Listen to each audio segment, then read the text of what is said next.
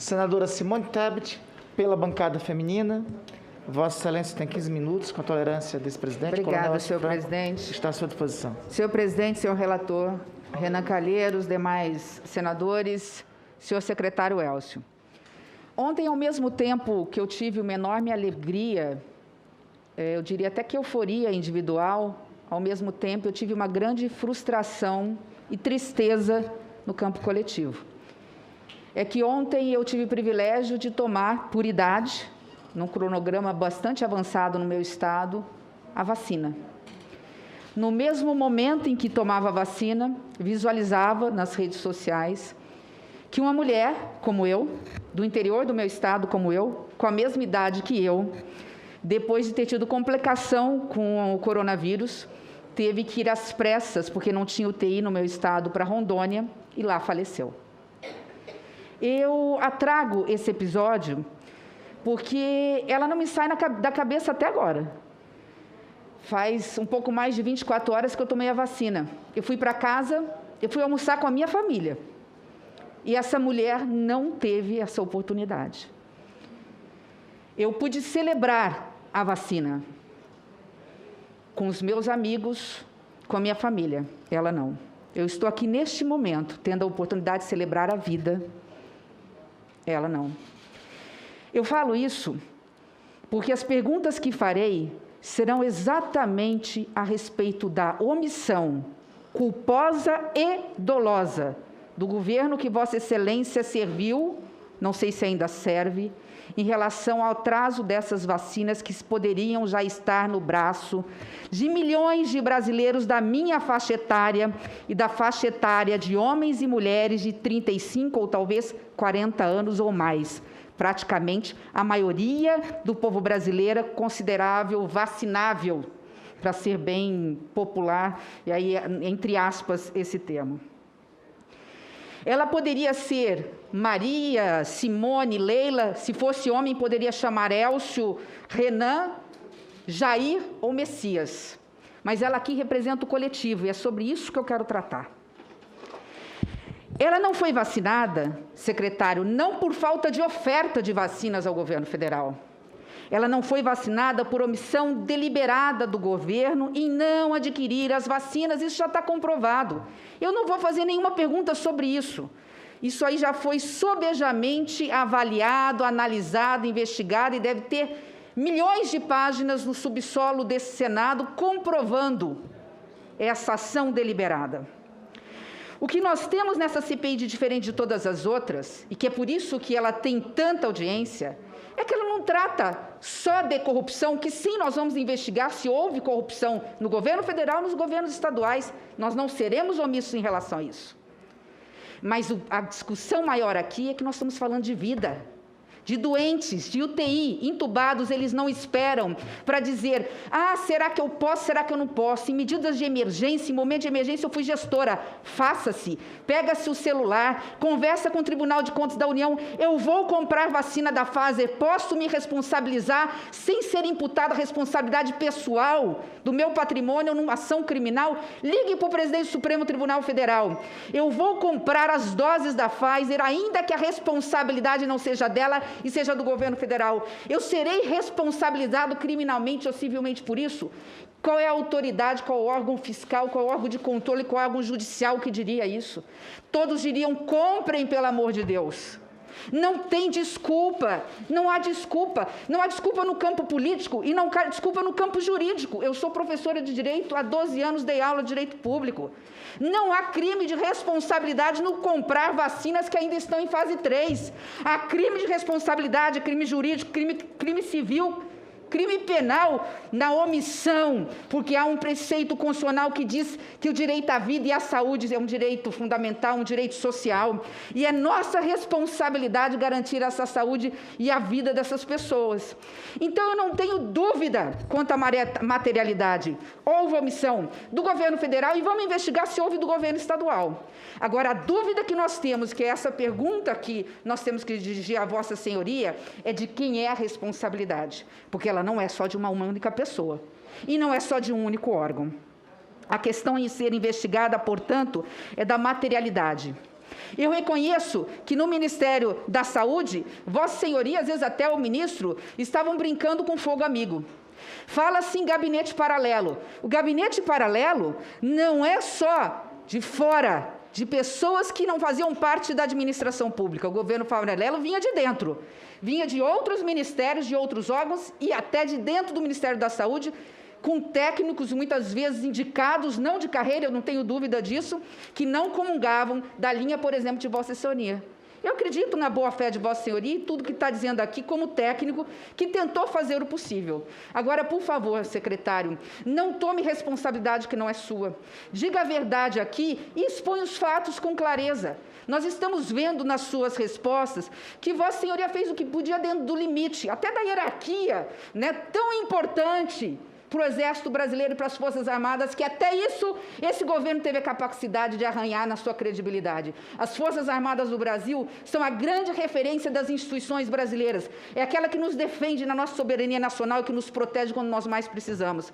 Até esse medo hoje nós temos de insubordinação mediante um fato que deveria ser punido e não foi por falta de coragem de quem deveria fazê-lo. Então, a minha pergunta aqui é direcionada não a ser, porque o C está comprovado, o C é sim, houve responsabilidade, mas em relação a quem?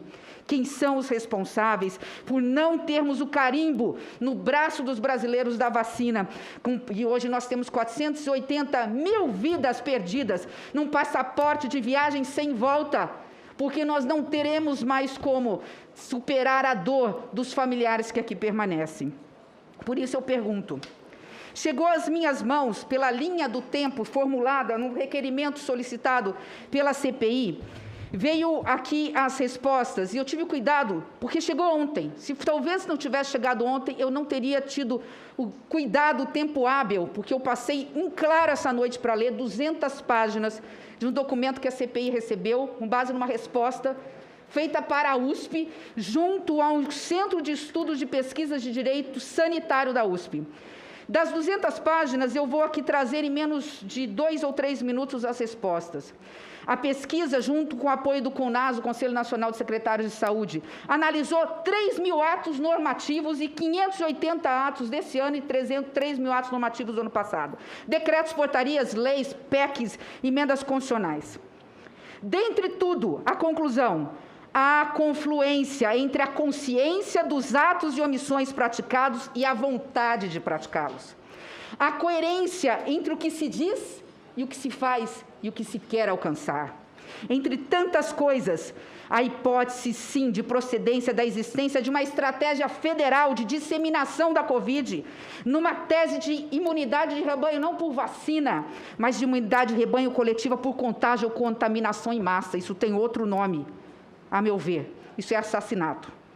Essa disseminação dessa imunidade natural, ela foi feita por diversas formas. Incitar a população a ir para a rua, a tomar remédios que se não tem procedência, para que pudéssemos sair logo dessa pandemia e depois voltar à vida normal, a banalizar as mortes, que só quem pega e só quem morre são os nossos idosos, como se fossem só, como se nós não tivéssemos o mesmo amor pelos nossos pais e pelos nossos avós, pelos ataques à imprensa e ao jornalismo profissional, questionando dados oficiais a respeito da dimensão dessa pandemia.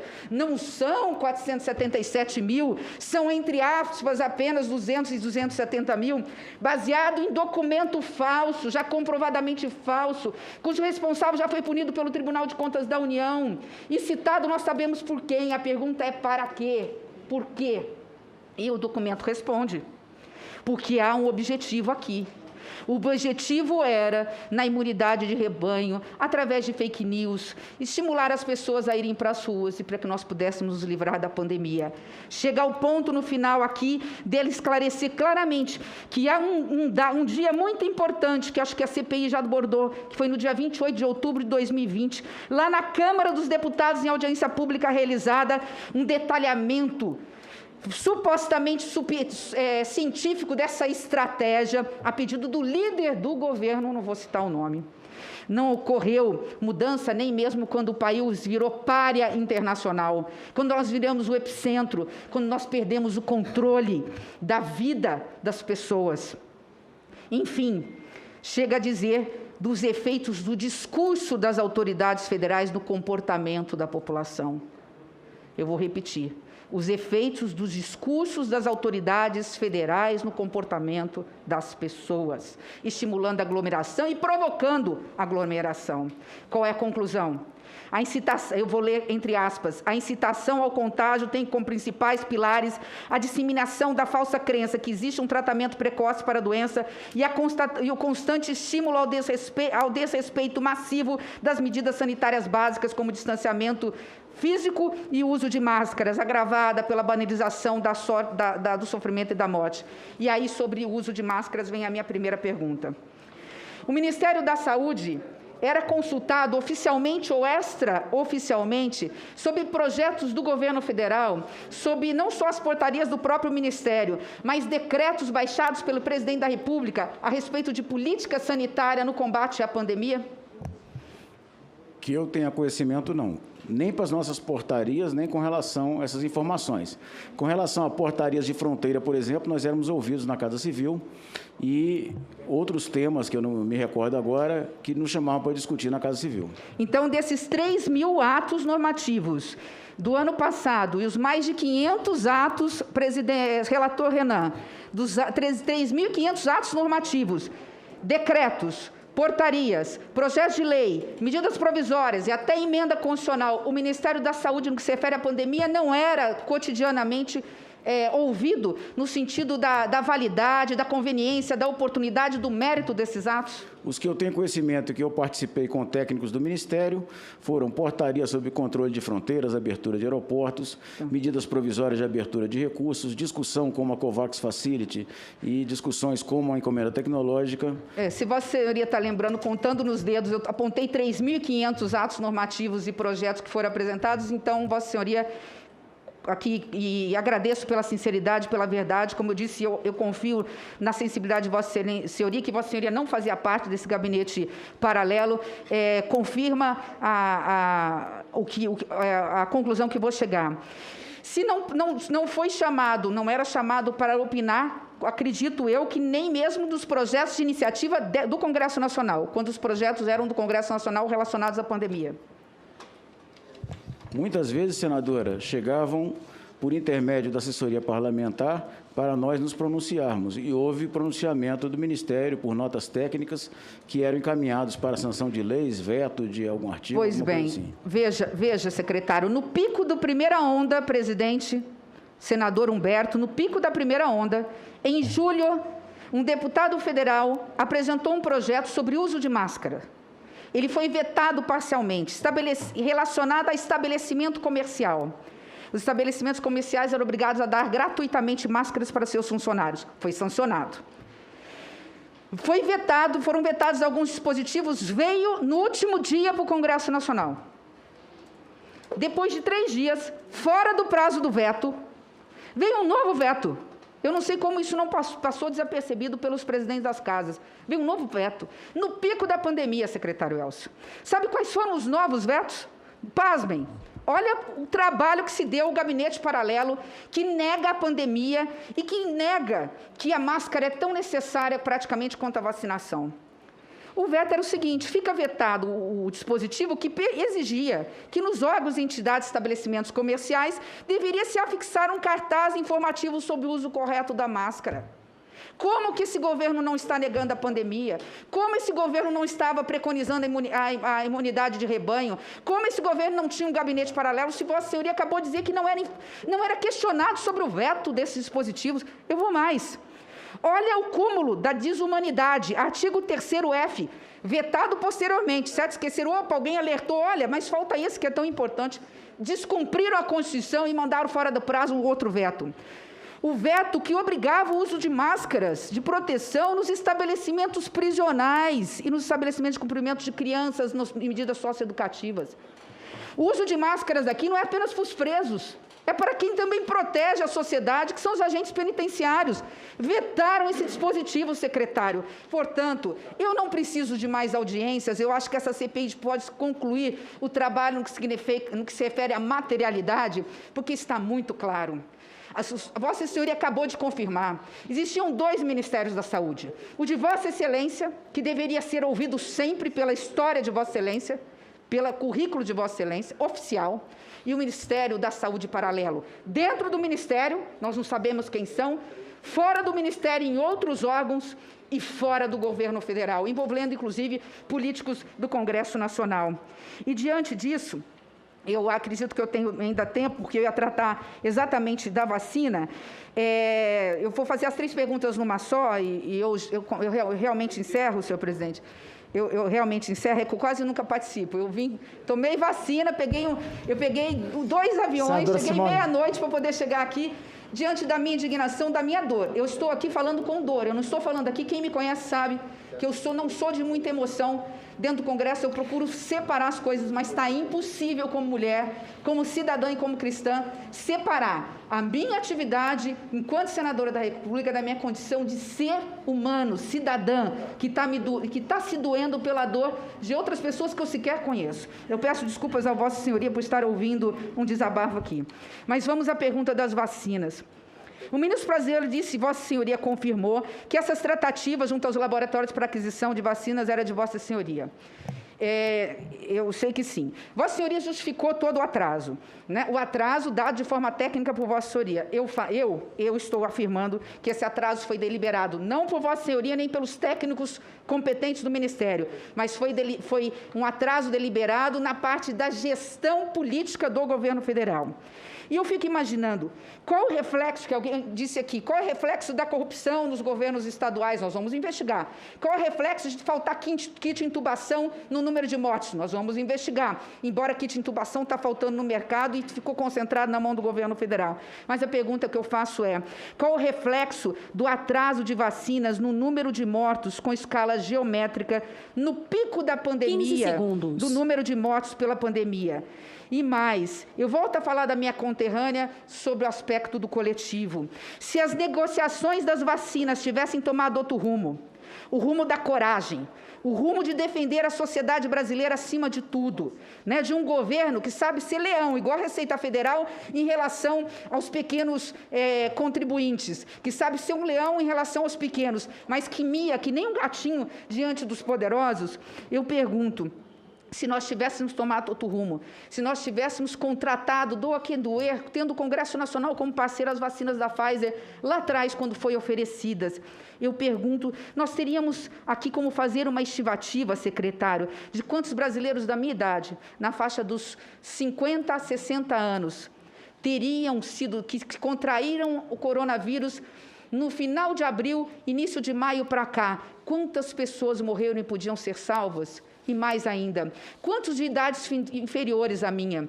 Na faixa dos 40 aos 50, como no mundo já está vacinando dos 30, mas eu vou ficar entre os 40 e 50, portanto, se somando a faixa etária dos 40 aos 50, dos 50 a 60, que contraíram a vacina no mês de abril e maio, que já teriam sido vacinados com a Pfizer ou com outras vacinas, quantas mortes nós teríamos conseguido proporcionalmente numa estatística, num cronograma em função da omissão ou do atraso desse cronograma de vacinação. Sei que esses cálculos são difíceis de fazer, quero apenas uma análise de Vossa Senhoria, mas eu faço uma sugestão à CPI para encerrar, senhor presidente.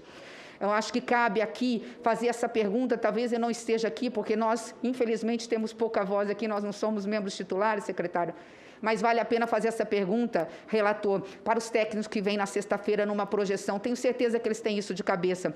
Quantas vidas teriam sido salvas, principalmente das pessoas entre os 40 a 60 anos de idade, se nós tivéssemos comprado a vacina na hora certa? Fica aqui, ao finalizar, no meu último minuto, havia por parte do governo e fora dele uma ideia fixa na imunidade de rebanho.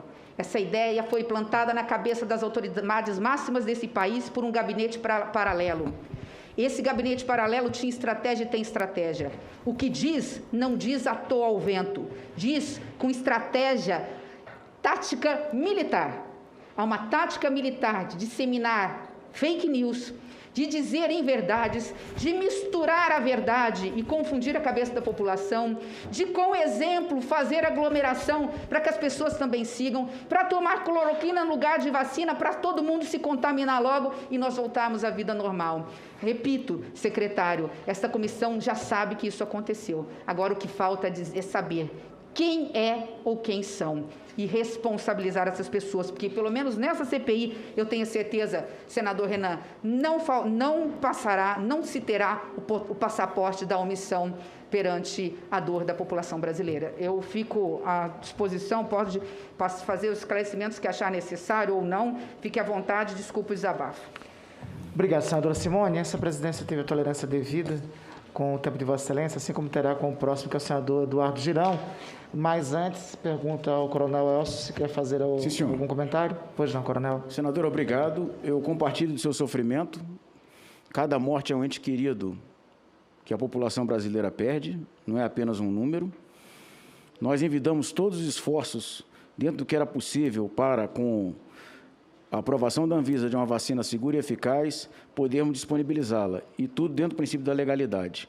Com relação ao TCU, que a senhora citou, também foi uma preocupação nossa, tanto que, fruto de uma reunião com o ministro Benjamin Zimmerler, no dia 22 de fevereiro, nós informamos da insegurança que tínhamos, fruto das cláusulas com exigências da Pfizer e da Janssen.